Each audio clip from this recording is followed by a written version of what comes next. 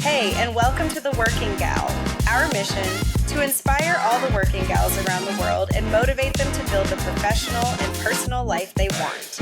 Hey everyone, welcome back to The Working Gal. If you're new here, this is where working women come to get practical career advice, wellness strategies, and real talk about navigating professional life. Today we're talking about something that is probably eating up way more of your day than you realize, aka overthinking emails. You sit down to write a 2-line response, and suddenly 20 minutes have passed. You've rewritten it 4 times. You're debating whether to use an exclamation point or a period. Should you say hi or hello? Is this too casual, too formal, too aggressive, not assertive enough? This isn't just annoying. It's actually costing you serious time and mental energy, and this is proven by science. Research shows that the average professional spends 28% of their workday on email. That's over 2 hours every single day. And a big chunk of that time? We're not actually writing emails, we're overthinking them. And probably you're wondering why this happens and what it's costing you. But most importantly, how to get your time back. So, first things first, let's talk about what's actually happening in your brain when you spend 20 minutes crafting a 2-line email. It's called decision fatigue. Decision fatigue is the idea that your brain has a limited amount of decision-making energy each day, and every single decision you make, even tiny ones, depletes that energy. As a result, by the end of the day, you're mentally exhausted, and even simple decisions feel overwhelming. And how is this related to emails?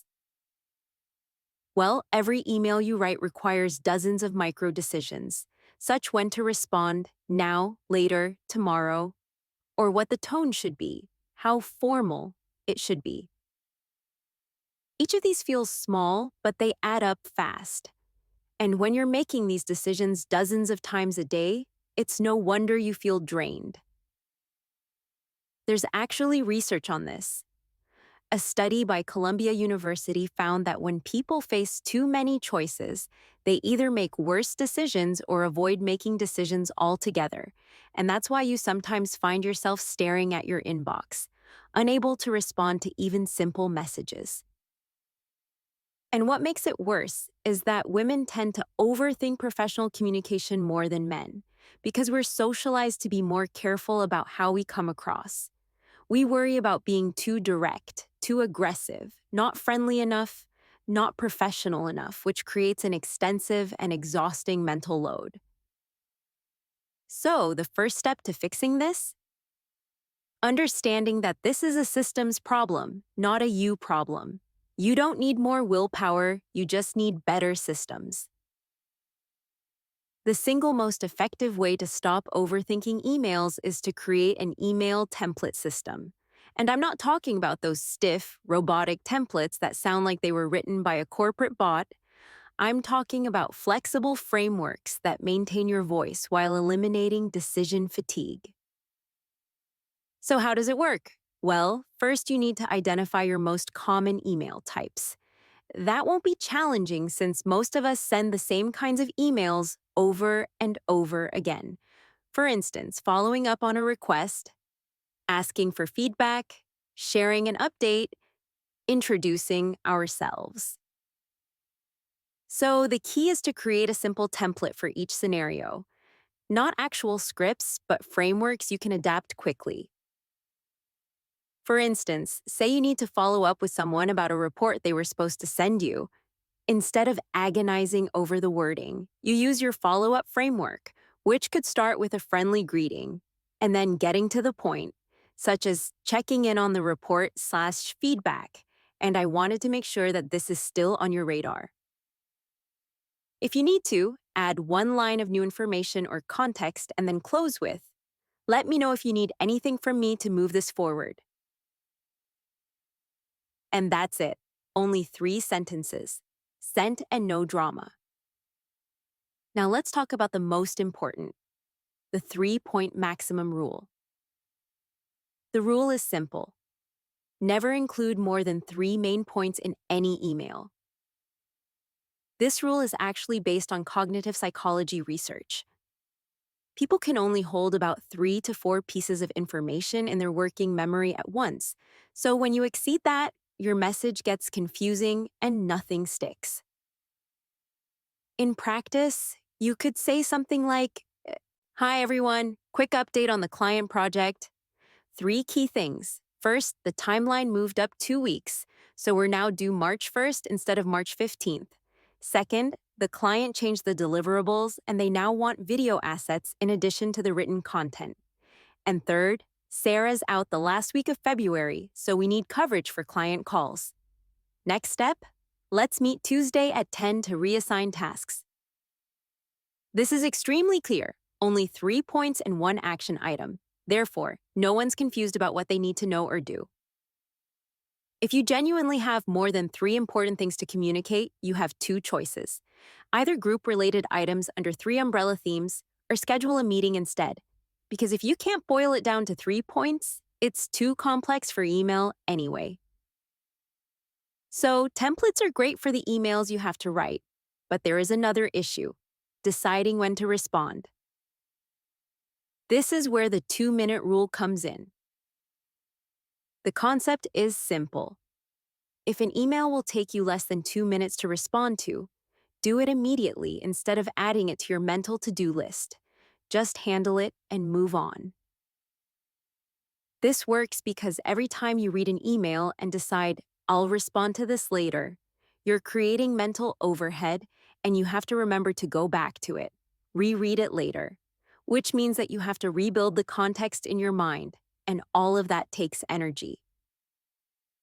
But if you can respond in under 2 minutes, just do it. You're spending the mental energy once instead of multiple times. So when you open an email, ask yourself, "Can I answer this in 2 minutes or less?" Solve. If the answer is yes, then respond immediately using your template system. If the answer is no, don't even read the whole thing. Just mark it for deeper attention during a designated email processing time. Be honest with yourself about what actually takes 2 minutes. For instance, a quick "Thanks, got it," or "I'll have this to you by Friday" counts, but a response that requires research, attachments, or careful thought, no, it doesn't count. However, there's one major exception to the 2-minute rule, and these are emotional emails. If you receive an email that makes you angry, frustrated, or defensive, do not respond within 2 minutes. In fact, don't respond within 24 hours. This is called the 24-hour rule, and it saved so many professional relationships. When you're emotional, your brain is literally in a different state because the amygdala takes over, and your prefrontal cortex, aka the part that handles rational decision-making, goes offline.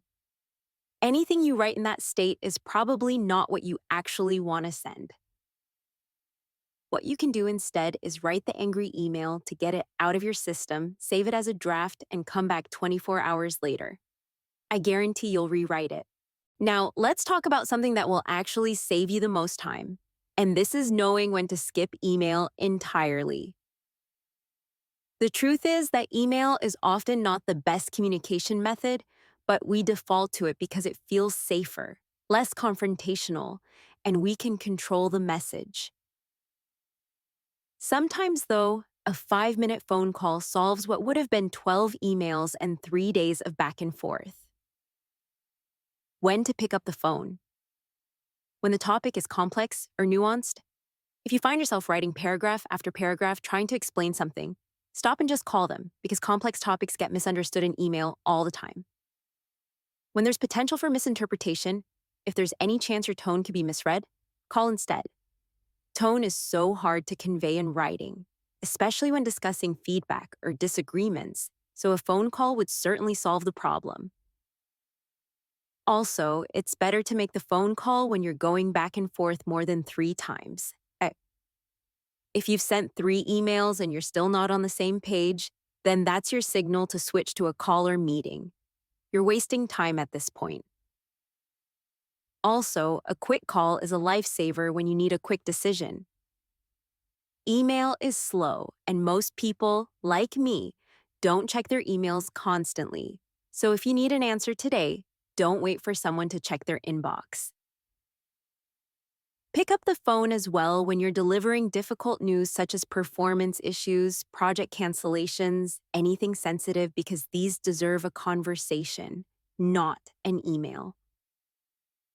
I understand that calling feels harder, and it usually requires real-time thinking since you can't edit as you go, but believe me, a slightly awkward 5-minute call is better than spending 3 hours crafting and recrafting the perfect email. And honestly, most people appreciate the efficiency of a call once it's over. The anticipation is worse than the actual conversation. And now let's talk about how to reduce the overall volume of emails you have to deal with. Because sometimes the problem isn't how you respond to emails, it's mostly how many emails you're getting in the first place. The first strategy is ruthless unsubscribing. Be honest, how many marketing emails do you get each day that you never open? This week, spend 10 minutes unsubscribing from everything you haven't opened in the last month. And I mean everything. Because if you haven't read an email from a company in 30 days, you're not going to start now. Most email clients have an unsubscribe link at the bottom, so just use it. Your goal is to get your daily incoming email count down by at least 30%, and this alone will change your relationship with your inbox. Second strategy is email boundaries. Set clear boundaries about when you check email and communicate those boundaries. For example, I check email 3 times a day: morning, midday, and end of day. If something is urgent, please text me. You can put this in your email signature, or you can mention it in meetings or in conversations with your colleagues.